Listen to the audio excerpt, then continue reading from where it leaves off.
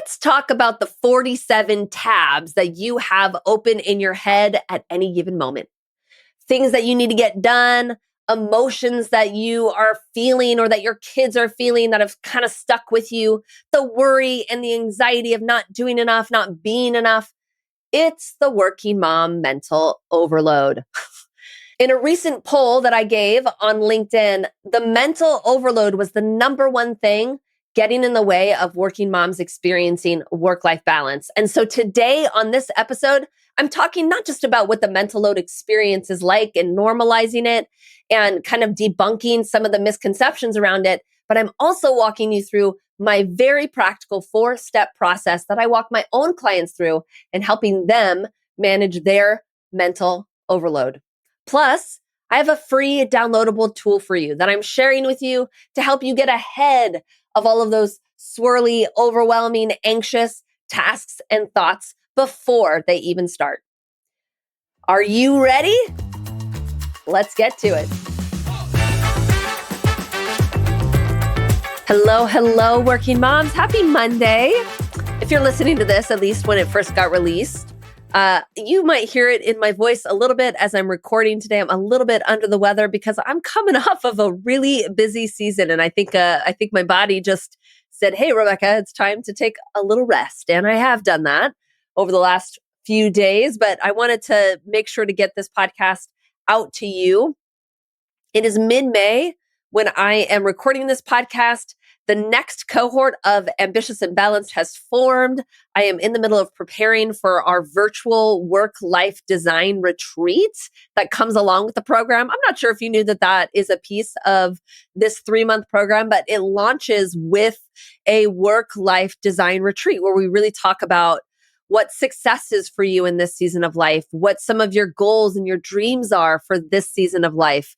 We talk about what your priorities are, and we sort of map it all out and talk about what's sort of going to get in the way of you achieving that life that you dream of, and kind of then talk through all the tools that we're going to use through this program to help you achieve exactly that life. So I'm in the middle of prepping for all of that. There's been all of these moving pieces going on. And then in my personal life, oh my gosh, my husband had a birthday a couple of weeks ago, and then my son just turned 8, and it was Mother's Day. We hosted some family for almost 3 weeks in our house. My daughter ran her first 5K that she's been training for. My husband in the last 6 to 8 weeks has dismantled our entire back deck and rebuilt it himself. It was been the largest construction project he's ever taken on himself. I mean, when I say life has been full, it has been very full. And that's why this podcast episode feels really timely to talk about, because we're going to talk about everything related to the mental load, all the things that we tend to carry as women, as moms, for our families, for our jobs, for our neighborhoods, for our greater community, right? And we're going to get into all of that here in this podcast. The other reason that this podcast came about is because I recently put a poll out on LinkedIn. Now, if you're not following me on LinkedIn, I really highly suggest that you do. I'm very, very active on LinkedIn, more than I'm active in any other social media platform. I do a lot of videos. I do a lot of lives. I do a lot of interviews. There's a ton of content there to help you continue receiving the tips and strategies and kind of the real life experiences of me as a working mom. So that's a great place to find me. There is a link in the show notes to my LinkedIn profile there, but you could just find me at Rebecca Olson.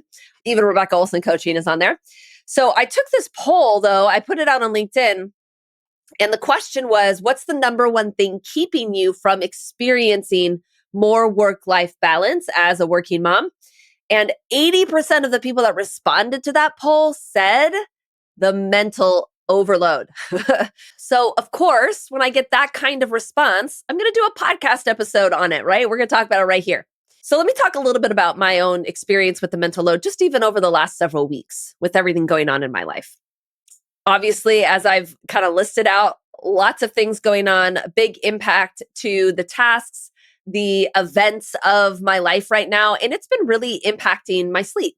I've been finding myself waking up somewhere around 5 o'clock in the morning, in the 5 o'clock hour, and just really not being able to get myself back to sleep because my mind is thinking about all the things that I have to do and the amount of time that I have to do them.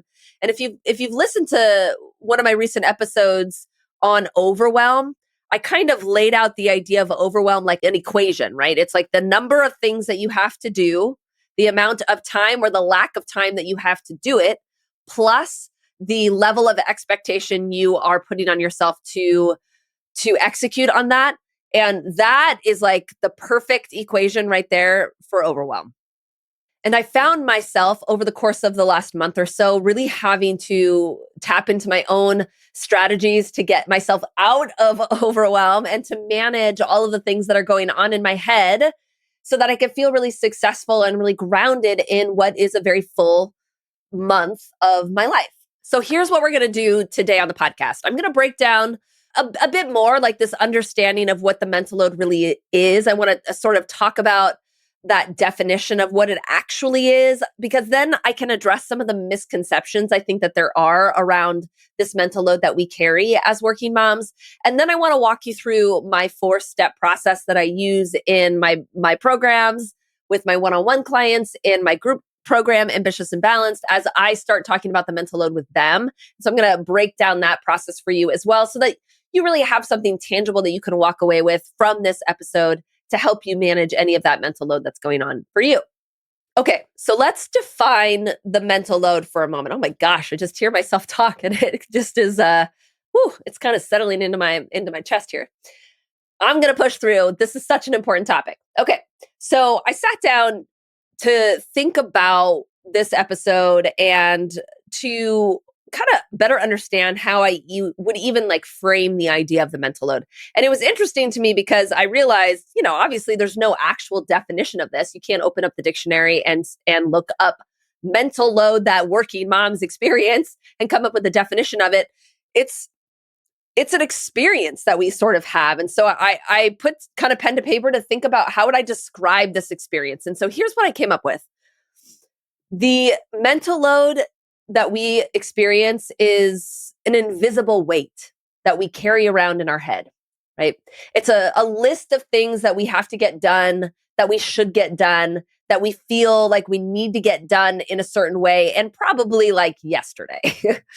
It's expectations we put on ourselves, expectations that come from our culture, expectations that we've just simply accepted over time. It's expectations about how things should get done, who should do them, how fast they should get done, right? The mental load is remembering the birthday party gift for your kid who has a birthday party coming up this weekend. It's remembering a work deadline at the same time. It's remembering the tone of that one email that you still haven't replied to because you haven't figured out how to best reply to it. It's the snacks that you need to buy for your kid's baseball game this weekend. It's that feeling that maybe you're probably actually disappointing someone because you can't be everywhere to everyone all at once and you're sure that you're like dropping the ball somewhere. Right? It's literally like having 47 open tabs in your brain all the time and nobody else gets to see them. But one thing I think is really important to understand about the mental load, it's not just tasks, right? It's thinking about if you're doing enough for them, right?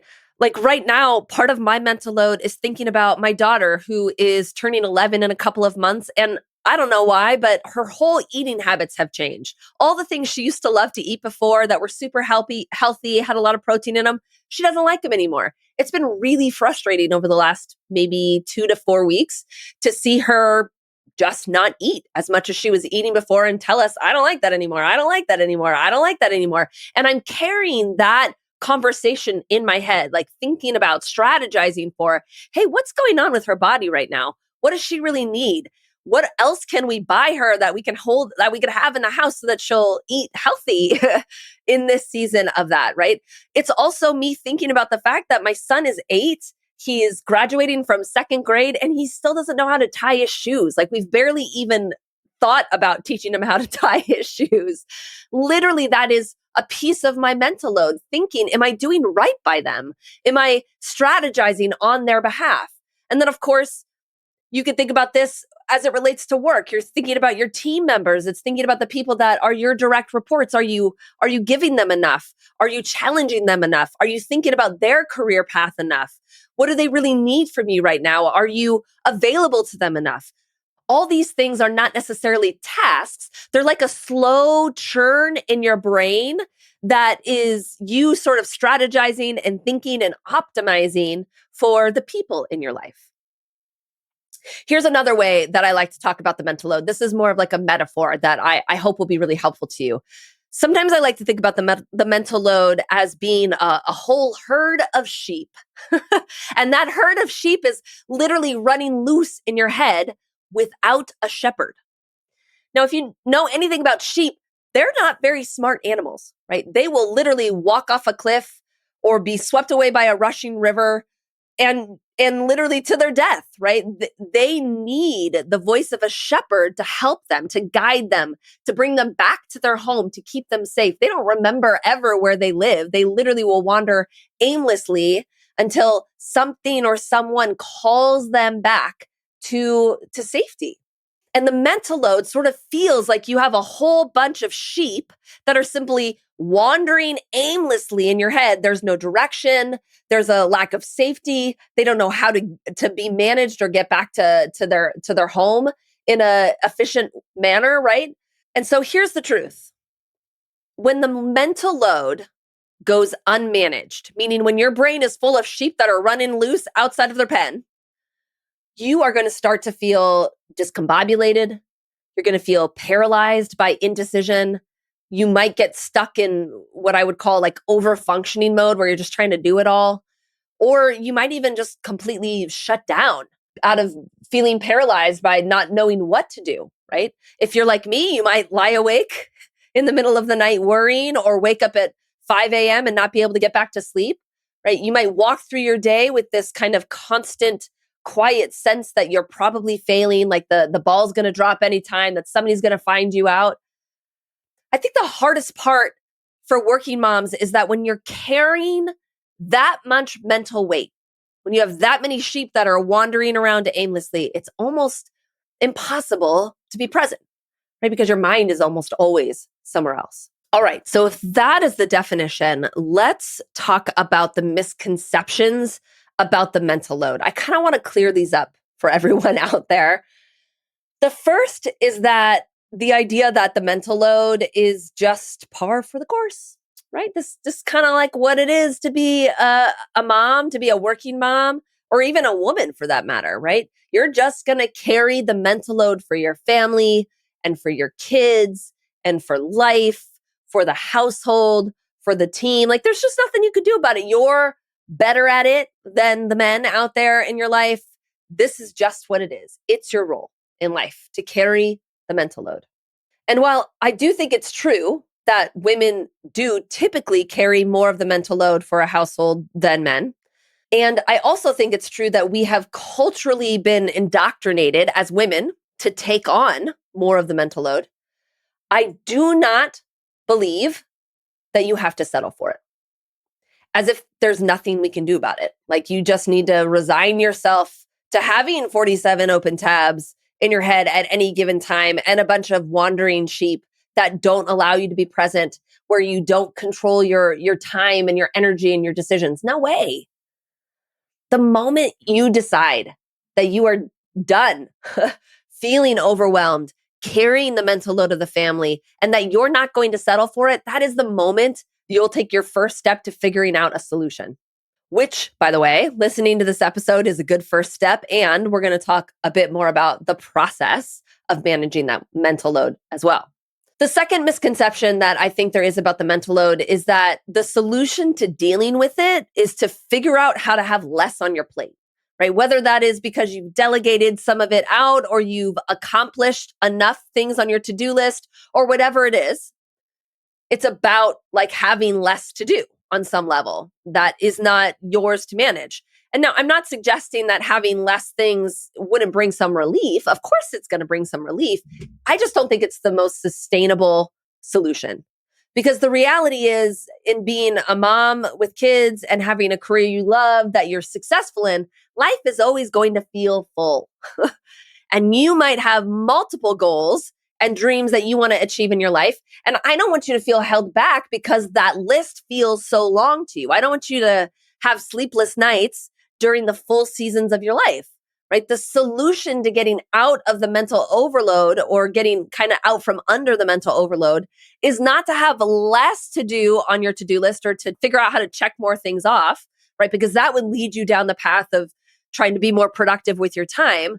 I mean, for sure, I help my clients do that and we do that effectively and we figure out how to manage your time in such a way that there likely will be less on your to-do list.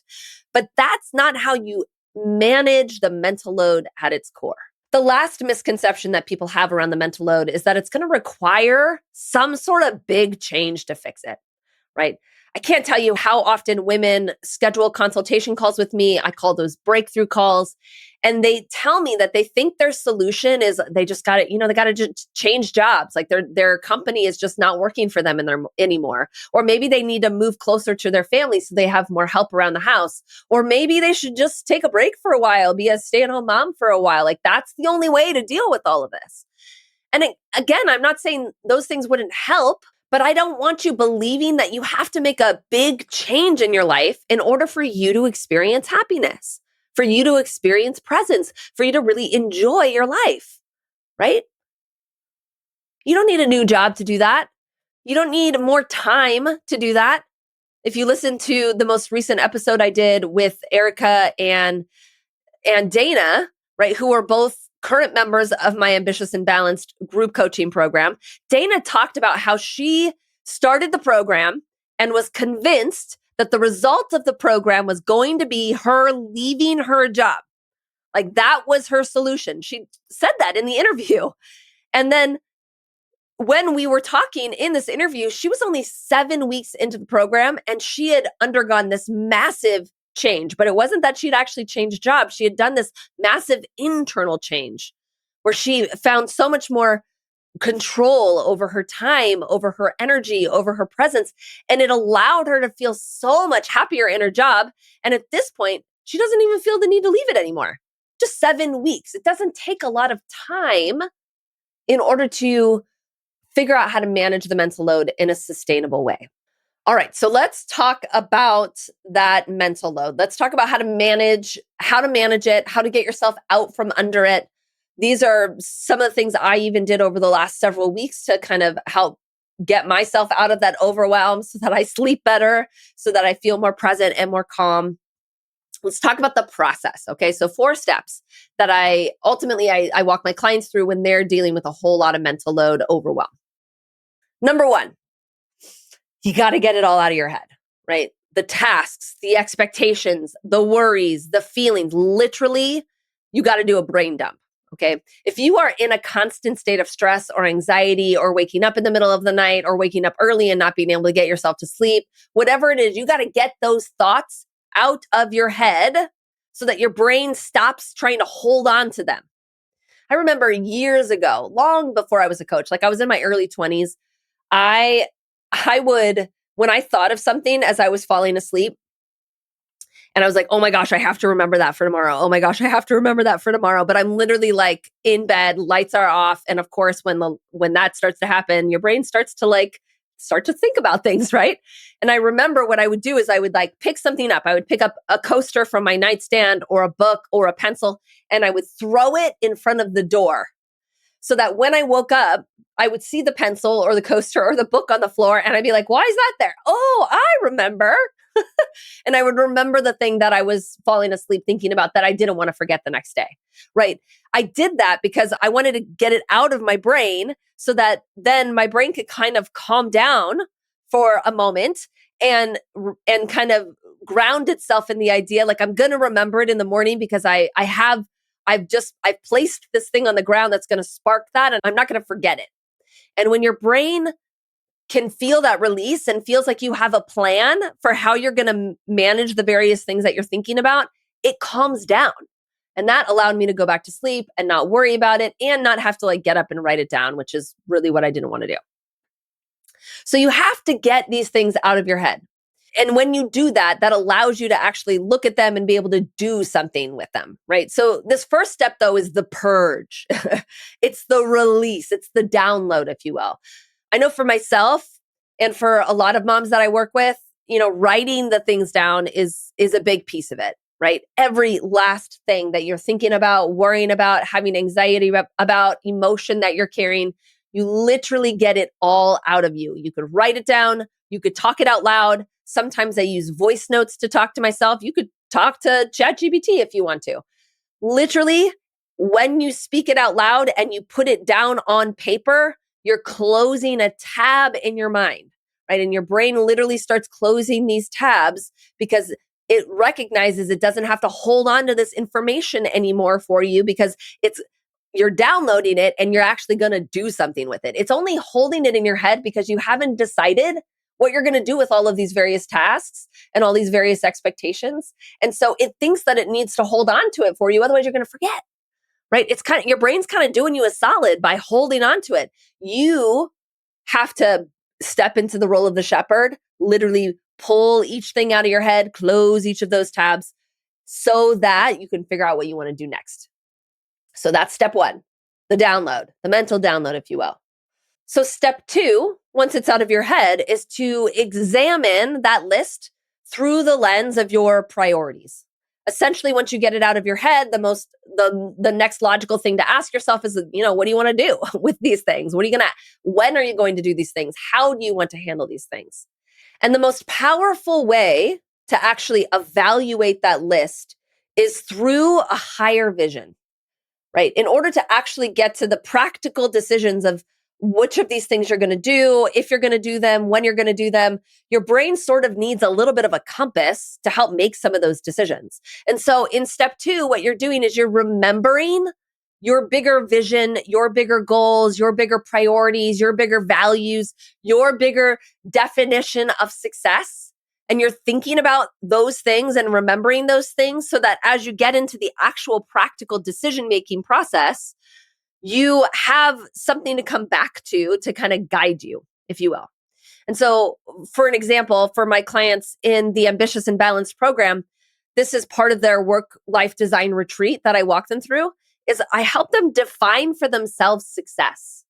What is success as a working mom today? What does that mean to you? I help them define their 4 essential priorities and why those things matter to them. I walk them through a process of kind of naming what I would call like your core identity, who you are, right? The goal is to give their brain a bit of a compass for who they are, what's important to them, what matters to them, what their bigger goals are right now in their life, so that they have actual language to look at that says, this is kind of me and this is what I'm about right now. It's very grounding when you do it. You feel so much more confident when you actually have words to describe those things, right? And so what we do in this program, they have that definition. And when they're experiencing this mental overload, and once they've dumped it all out of their head, I say, hey, go back to your vision, go back to your priorities that you've named, go back to that North Star, your definition of success. Nobody else's, just yours. Go back to that and look at your list through that lens and automatically decide which things, if there's anything on this list that can just be let go of, because it really doesn't ladder up to a bigger vision or your definition of success or your priorities, right? Automatically, you could look at this long, unmanaged list, mental load list that you've written down through the lens of your priorities and vision, and you'll likely look at it and immediately there's a bunch of things that will just come off of it. It's like, I don't need to worry about that. That's not my job. That doesn't matter right now.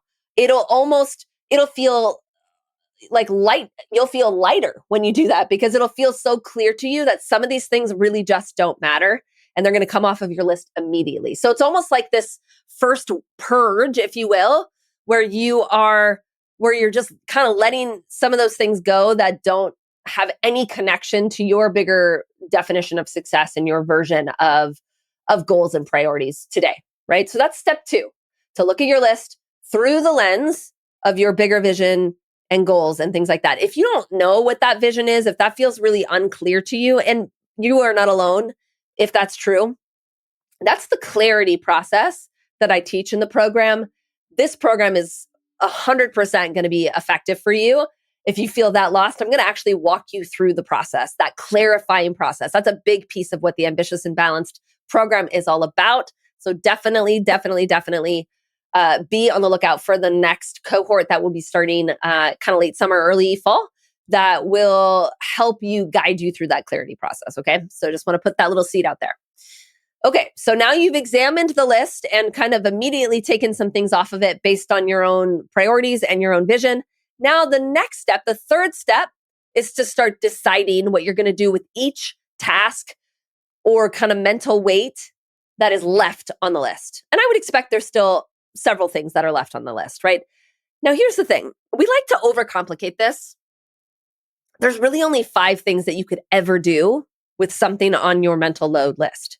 You can either do them immediately, delay them, meaning you're going to do them at another time, delegate them so you don't do them at all, dump them because they really just don't make sense for you to do. They don't matter right now. They're not important, whatever it is. Or those are, I call those the 4 Ds. There's a whole system out there that's about the 4 Ds. Those are them. So I didn't make those 4 Ds up, but I have added a 5th for my ambitious working moms out there. I call it the downshift. That's essentially where instead of thinking that you need to do this task at 110%, it's just deciding to do it at 75 or 80% and that being enough. You're just downshifting the expectation of that particular task, right? That's it. There's only 5 things that you can do with the things that are remaining on your list. Okay. And so you literally go through and you decide which of the 5 Ds corresponds with each of these. You could literally write that down next to it. If it's something you yourself are going to do now or in the near future, you literally put it on your calendar. If you're going to delegate it, you start that email to let the person know that you're delegating it. If you are going to downshift it, you somehow take a mental note of that or put that to the side so that you can figure out at what level of expectation you're actually going to achieve that thing.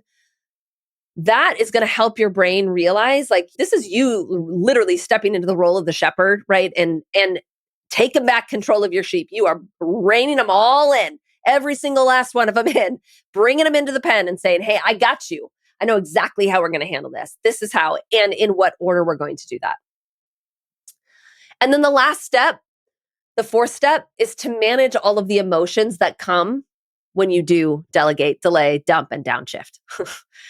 Particularly when it comes to delaying and dumping and downshifting, there's a lot of emotions that comes with those things. It does not feel good often to decide to delay something that feels important to you or to dump something off of your list entirely or to downshift an expectation of something, right? It might bring some relief in the moment. It's going to help you manage life in this moment today, but there could still be some disappointment associated to that or a little bit of worry or anxiety about how somebody else is going to feel or think or whatever it is.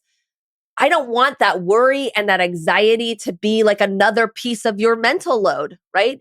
You actually need to learn how to release all of those emotions and stay calm even through some of the disappointment and the anxiety of that moment. I don't want you feeling anxious or disappointed because you're delaying something or you're delegating something and then think to yourself, oh, maybe that's the wrong choice. I feel so anxious about it. Maybe I should really do it. Maybe I should put it back on my list to do. I don't want any of that, right? There is emotion that comes with trade-off decisions. There's emotions that come with deciding what to prioritize now and what not to prioritize now, right? That's okay. You just need to learn how to manage those emotions so you don't carry them around with you, so they don't become a piece of your mental overload moving forward. When you truly learn how to manage your mental load and not let the thoughts and the worries and the anxiety sort of just run around like sheep out of their pen, right? When you actually learn how to be present, to enjoy the life that you've created today because you have the most amazing life. When you allow yourself to truly rest, to have more fun, to have more adventurous moments because you are literally living a piece of your dream right now. That, my friends, is when you really begin to feel in control, I should say, of your life. When you really see that you can have both. When you really believe that life in the ways that you want it, the dreams that you have are possible.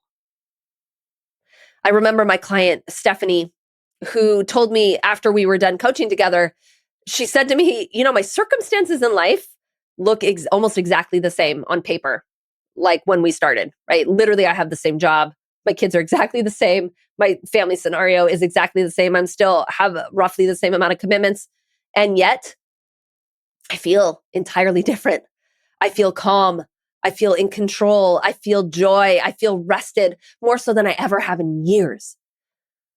She was literally creating time for herself in her life and in her calendar to have more fun with her kids, to go on more adventures. I can't remember if she was like a hiker or a bike, like she liked to bike with their kids and go on like biking trips. I can't remember what it is, but she started planning those trips and actually executing on those trips, things that she had never allowed herself to do before. Right? And that's what happens when you start creating spaciousness in your head because you've learned how to actively manage the mental load.